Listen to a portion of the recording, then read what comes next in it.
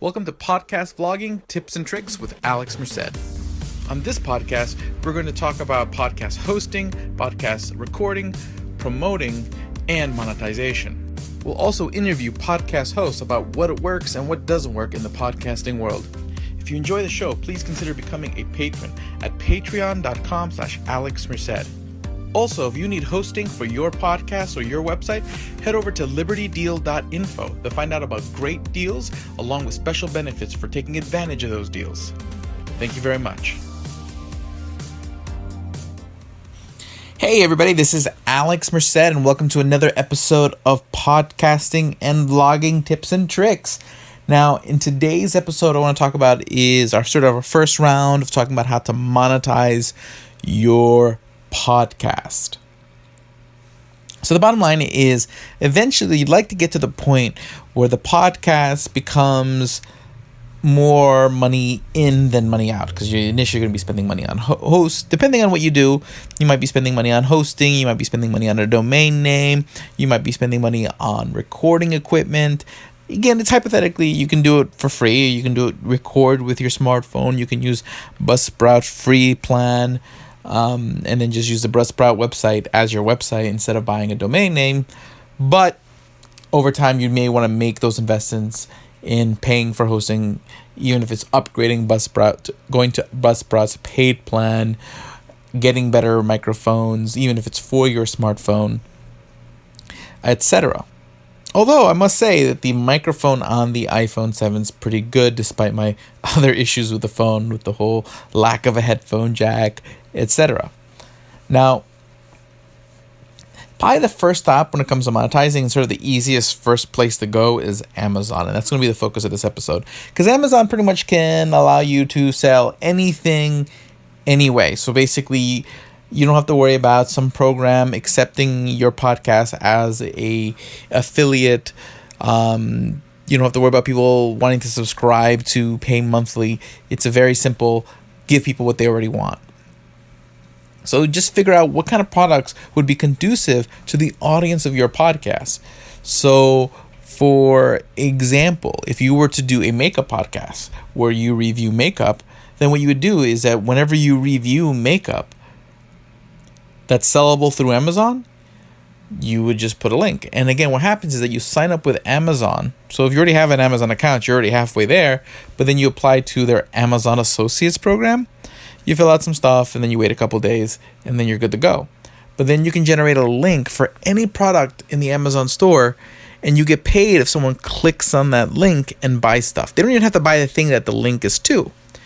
So if you, going back to that whole makeup example, if I'm someone who's listening to that makeup podcast and then there's a link somewhere that I can click on and I click on that link, there's a cookie that's put on my computer that lasts, I'm pretty sure it's like 24 hours. So if I buy anything from Amazon within the next 24 hours, I get credited with that sale and I get a small commission. Nothing crazy, but it adds up if you do a good job of finding things that your audience will want. Now, if you're talking about anime or manga, you can put links to the actual anime or manga on from being sold on Amazon. Or if you review TV shows, you could put links to the DVD box sets, etc. The idea is something that's sort of conducive to what you do. Now, the thing is that these URLs aren't the easiest things to remember. So one thing that I did, that there's a couple different tricks. What you can do is you can set up a particular website or one page with links or put them in your show notes for your podcast episode. Although what I find effective is buying a URL for the sole purpose of linking. So what I do is I use GoDaddy for hosting, for the registrar for most of my domains. Some of my domains are registered through Bluehost. But what I would do is I would get one domain. I use libertydeal.link for this. So I use libertydeal.link. And then what I do is that every time I make an Amazon link for a particular product, I'll create a subdomain. So a book that I generally always highly recommend is the book, The Primal Prescription. The book, The Primal Prescription, is a book by economist Robert Murphy, and Dr. Doug McGuff, where they talk about the healthcare system and explaining why healthcare is expensive, what policy decisions led to the problems within the healthcare market in the US. It's a really good book, and one of the few books that really kind of gives that a really good economics plus medical perspective, because you got a doctor and an economist writing it. I highly recommend it.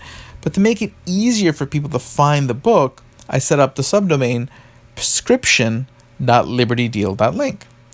So instead of me giving you this really weird URL with like letters and numbers, etc., I just say, hey, go to prescription.libertydeal.link, and there you go. There you can find the links that'll take you directly to Amazon, to the product, and you just kind of do your shopping without having to go hunt around in show notes or to a particular page. You just go to prescription.libertydeal.link. So that's one way you can do it. Another thing I've done is I registered Liberty Deal pretty much with every domain suffix. So I also have libertydeal.info. Now with libertydeal.info, what I did there is I created one website that has all the links to all the different sort of monetization programs that I have. So in that case, one of the things I do is I created a list of of books I recommend people. And while typically you can get to that by going to books.alexmerced.com, because that was one of my earlier links when I was using my main website, alexmerced.com, as where I would use to shorten URLs. But generally having the sort of generic libertydeal.link just sounds better, in a sense, than saying books.alexmerced.com and just finding sort of another reason to say my name. And also and then also has a name that sort of appeals to the audience it's typical for my main podcast, Libertarians. So that's why I ended up just switching over to libertydeal.link for my short URLs. Now, but basically what I did is that if you go to libertydeal.info, it's just one website. It's a nice WordPress website. So again, this is going to be more of an advanced method of doing it, because you'd have to be comfortable making WordPress websites and whatnot. But basically it's one page that has links to all the main offers that I typically make. So that way, instead of having to come up with 20 different URLs that people need to remember and write down, I just say, everything's at libertydeal.info. So the deals that I mention, you just go to libertydeal.info. You can find a link to, my recommended reading list, a link to Audible, a link to my Buzzsprout referral link, etc. You can find everything there in one place and kind of browse around other deals. And maybe if you go there for one deal, you'll be interested in one of the other deals. And then also a good tip is that if you want to encourage people to go through you specifically, because there's a lot of people offering these deals, you probably hear a lot of these in a lot of different podcasts, is something that I learned from Tom Woods. Now, whether you're a libertarian or not, I highly recommend listening to the Tom Woods Show, because every once in a while he does shows where he talks about his online marketing and affiliate sales techniques and list building and whatnot, and they're really good stuff. He's implemented techniques that have been very, very, very successful that I'll probably be bringing up a lot throughout this, because I've learned a lot from him, and he deserves that credit, and he deserves that you subscribe to his podcast, because it's such an awesome podcast. But what he does is that he'll have an affiliate deal or link or whatnot, but he'll throw in his own bonus. Okay?